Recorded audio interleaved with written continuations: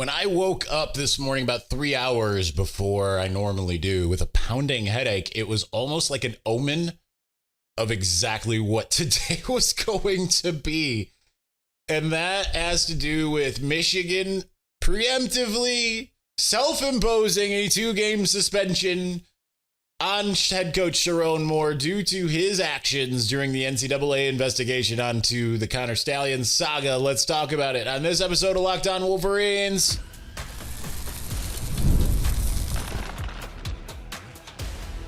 You are Locked On Wolverines, your daily podcast on the Michigan Wolverines, part of the Locked On Podcast Network, your team every day. Happy Monday. I jumped the gun there. Kind of like Michigan. Jump the gun. Happy Monday. We're back and doing it. Locked On Wolverines podcast, part of the Locked On Podcast Network, where it's your team every day. I'm your man on the ground, Isaiah Hole, publisher of Wolverines Wire through USA Today Sports Media Group, and lots of more fun today.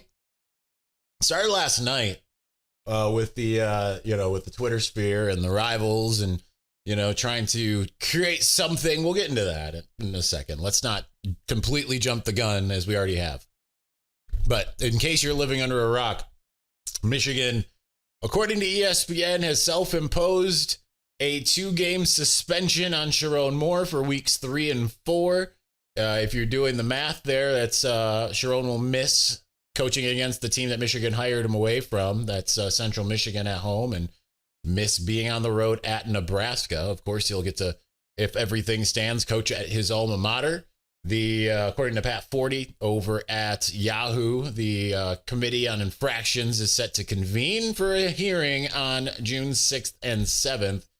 And thus, we should be getting closer and closer to an actual resolution as it pertains to the Connor Stalions saga.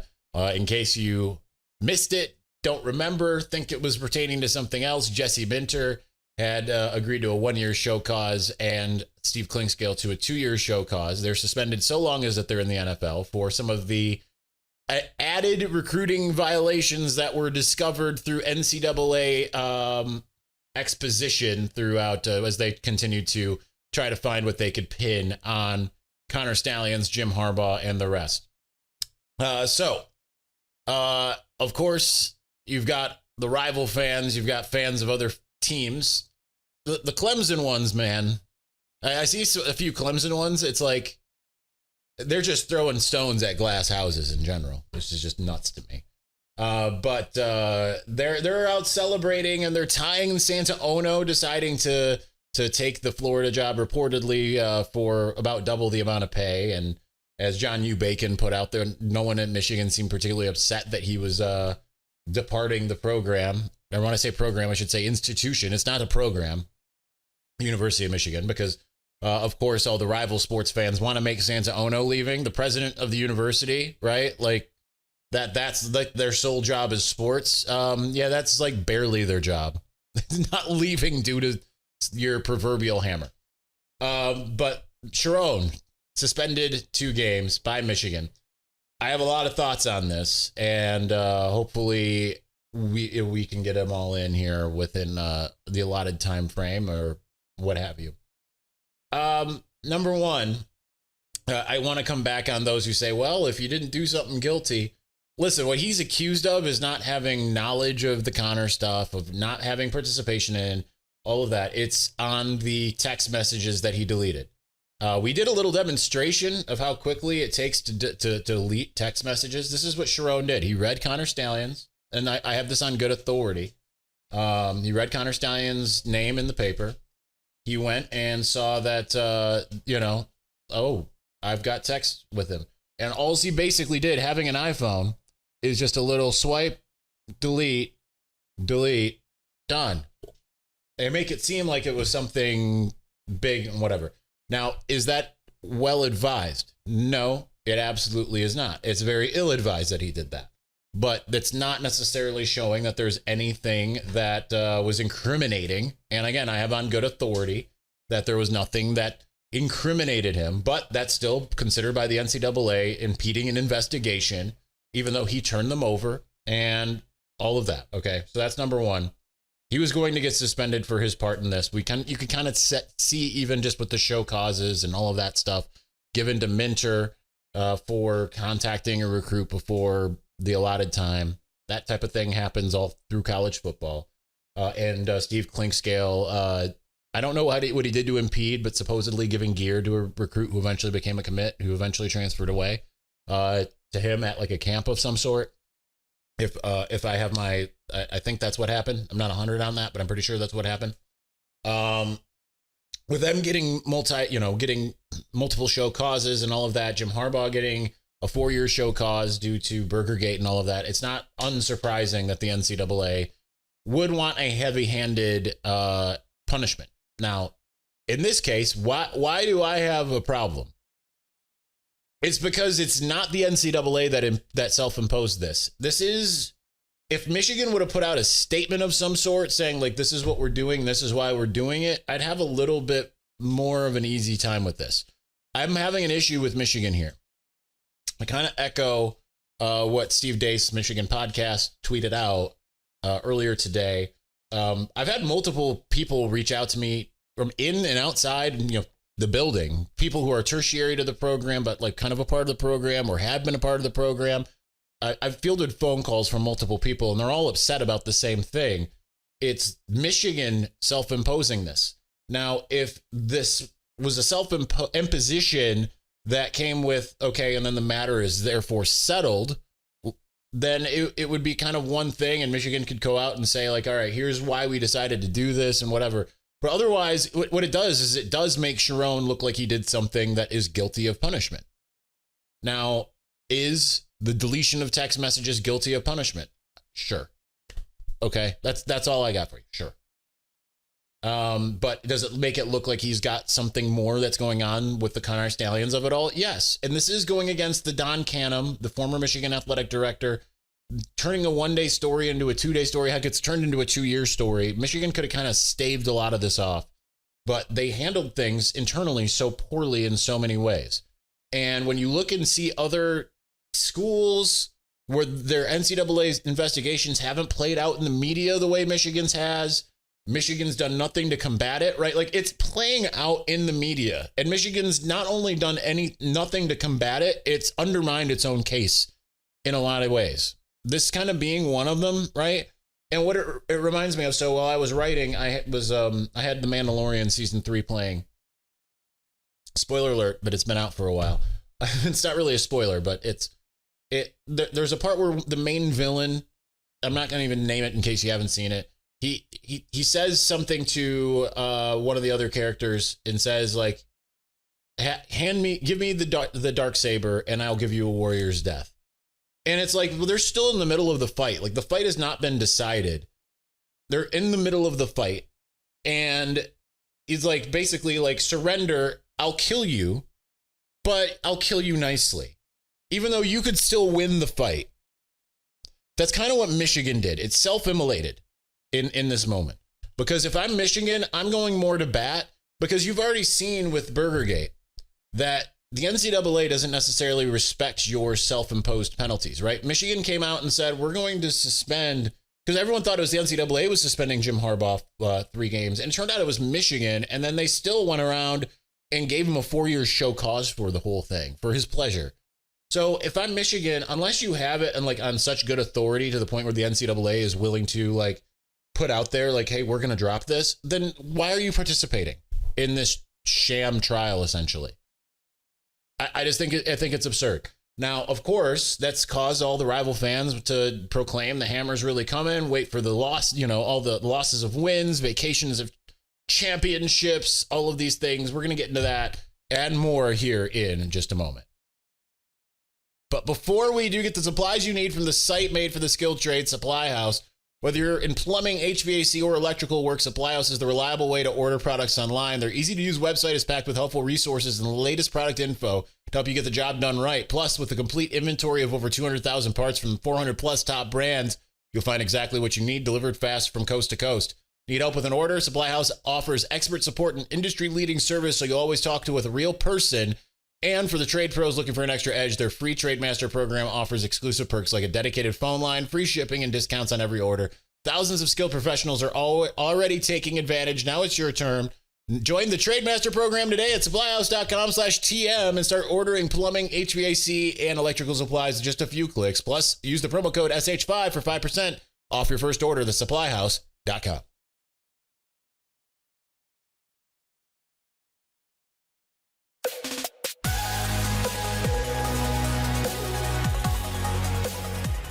All right, so when it comes to a 2-game suspension, if I honestly, like, in some ways, whatever. I don't really, like, if that's what your, quote, hammer is to all the people that love to, you know, come at me about everything, fine.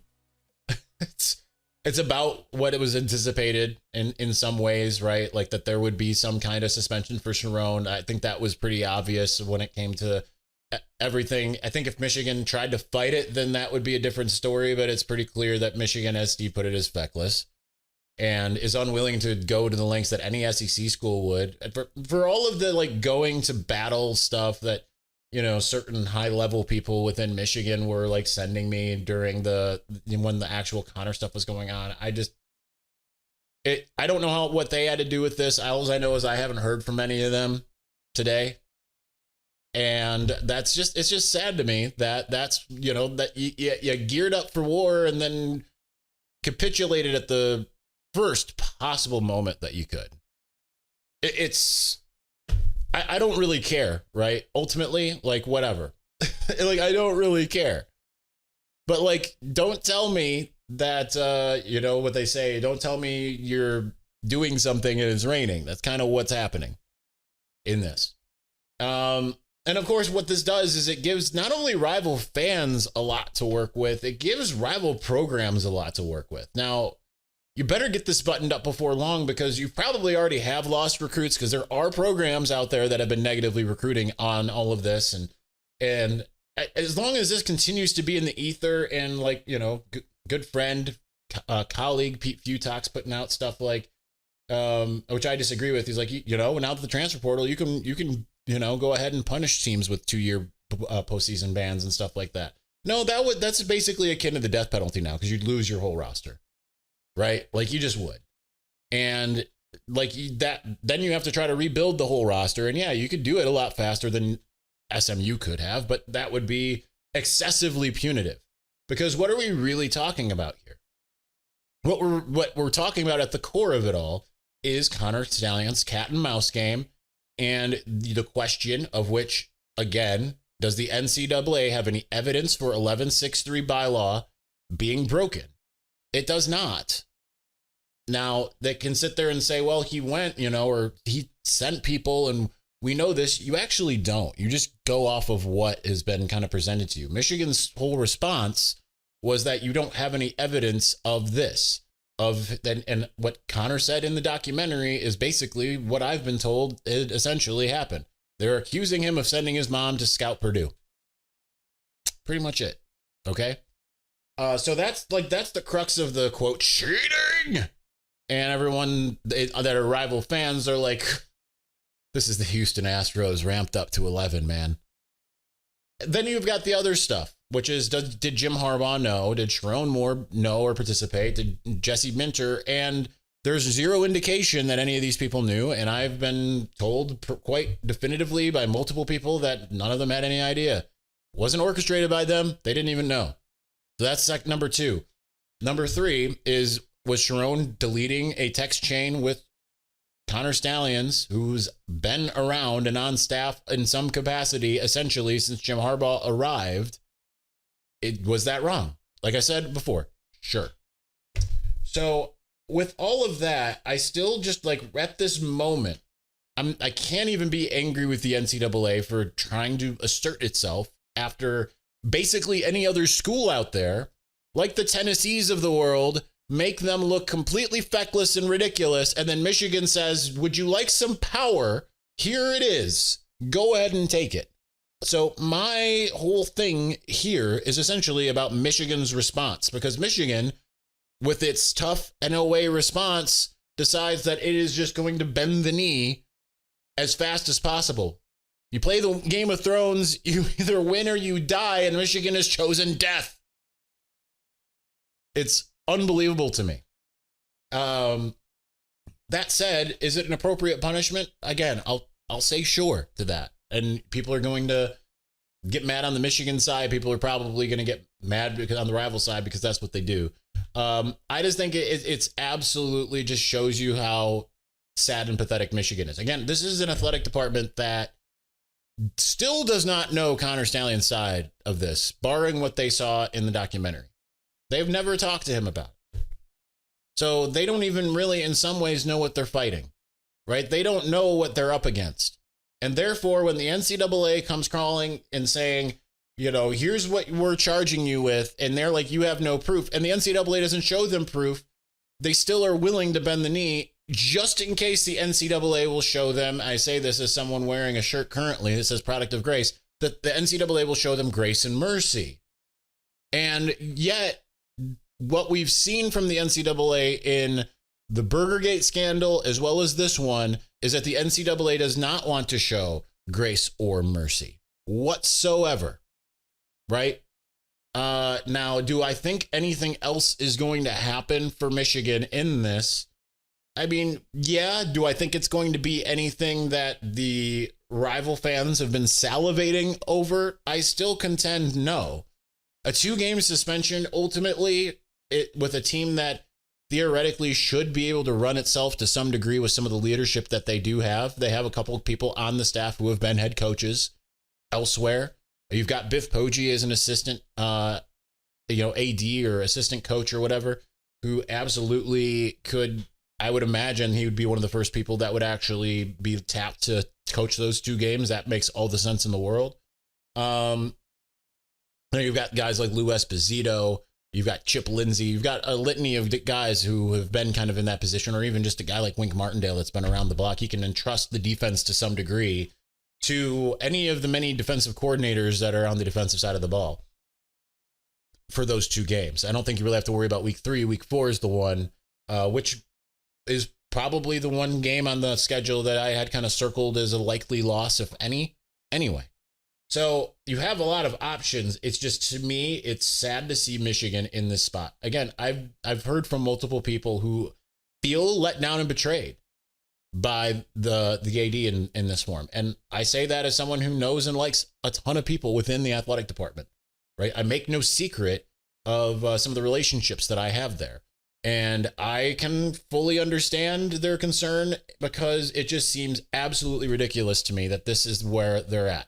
We're going to continue this line of thought where Michigan goes from here, a little bit more disambiguation with a few more things, and we're going to do that here in just a moment. But before we do, ever check your bank account and wonder, where did all my money go? Yeah, I did that yesterday, actually. It was sad.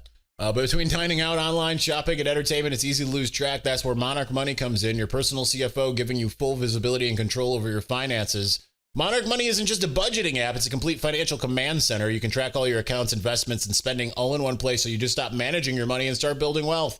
When I started using Monarch, I realized just how much I was spending on food delivery. Still do it. Just ordered food and had it delivered right before doing the show. But now I budget smarter and save more. Shout out to the Tavern in Fenton here. Instead of juggling in multiple apps, you can use Monarch to check your finances, track spending, and even plan long-term goals. So take control of your finances with Monarch Money. Use the code LOCKEDONCollege at monarchmoney.com for 50% off your first year. That's monarchmoney.com's code LOCKEDONCollege for half off your first year.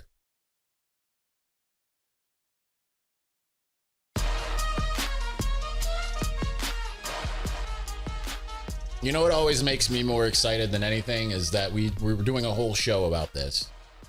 And again, it's going to get, there's going to be a bunch of comments and yet you never addressed it. Like, you never addressed the Matt Weiss of it all. We did a whole show when it initially dropped. We did a whole show again when the charges were filed. You never addressed the Alex Yud of it all. We addressed as much as we knew. Like, that's the funny thing for all you hit it. I shared with you everything that I knew, which is nothing, pretty much. Yet, that's what's, the rival fans are just going to, they're going to do what they do, right? And treat everything as idolatry.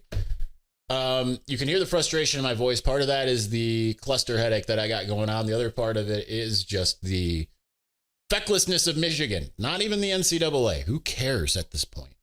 the fecklessness of Michigan and all of that. So ultimately, the big thing for me at this moment, though, is the fact that Michigan is, you think back to Don Canham, like we brought him up earlier. Don't let a one-day story turn into a two-day story.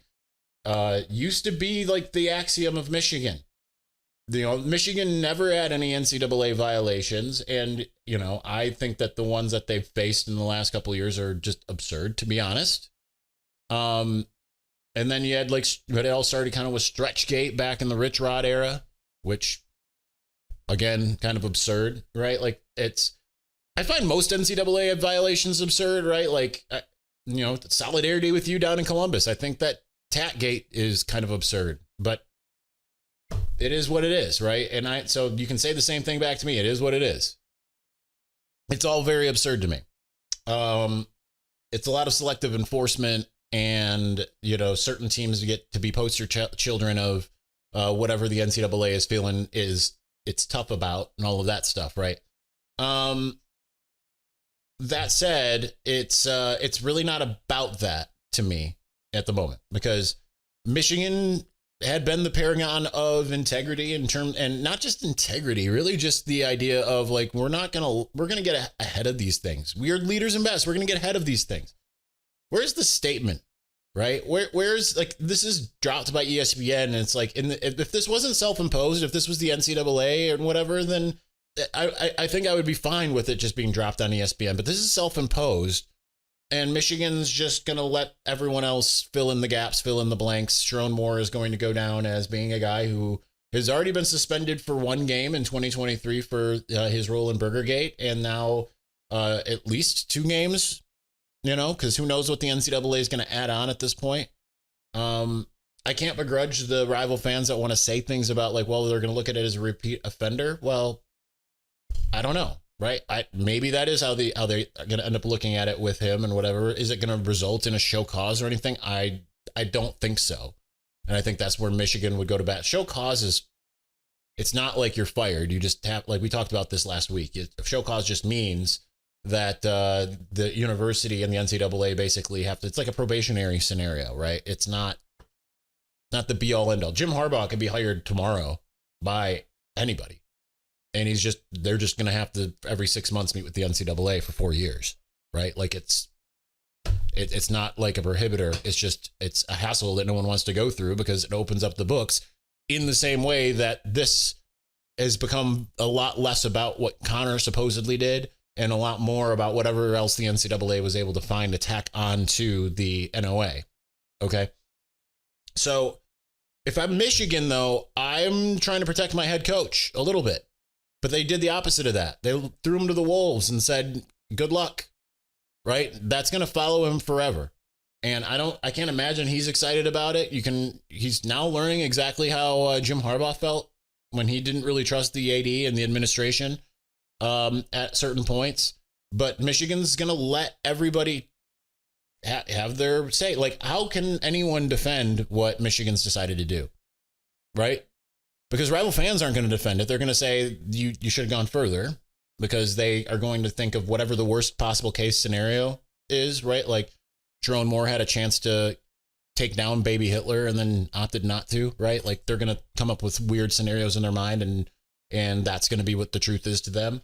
And then Michigan fans are going to look at this and say a mixture of two things. If this is it, then fine, good. If it's not, then what are we doing here? Right, because the self-imposition didn't work prior to the 2023 season. And we start getting into some Tobias Funke type places where it's like, well, that never works for anybody, but it might work for us. Well, it didn't even work for you beforehand. So why are we going that route? Why don't you show a little backbone, maybe a little bit of masculinity, get out there and say, like, you know what? This is where we put our foot down. We're going to go to the mattresses here. We're going to fight this. And if you don't like that we're going to fight this, then we're going to take it to court, and we're going to take it further, because it's about the principle of things.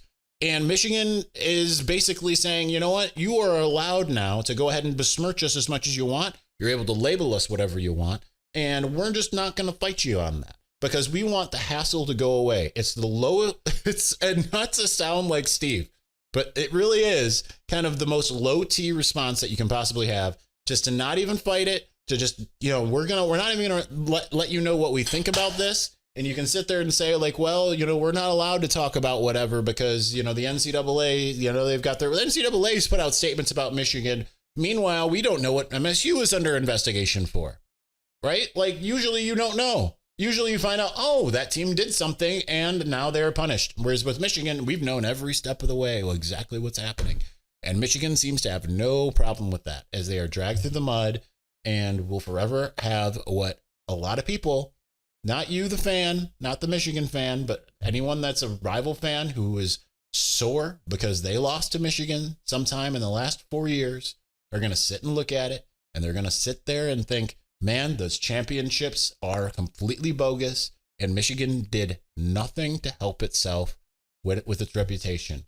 So forever, there will be a little asterisk in the mind of many, maybe not you, certainly not me, but Michigan's done nothing to help its own narrative because PR is the world that we live in, and Michigan somehow has no one that has thought of any of this stuff through from a public relations standpoint. Congratulations, you played yourself. That's all I got today. We will be back probably on Tuesday. I think we're into the 3-day a week, but we're going to try to do 5 as much as we possibly can. That's going to do it. So thanks for watching. Thanks for listening. We'll talk to you again soon. Peace.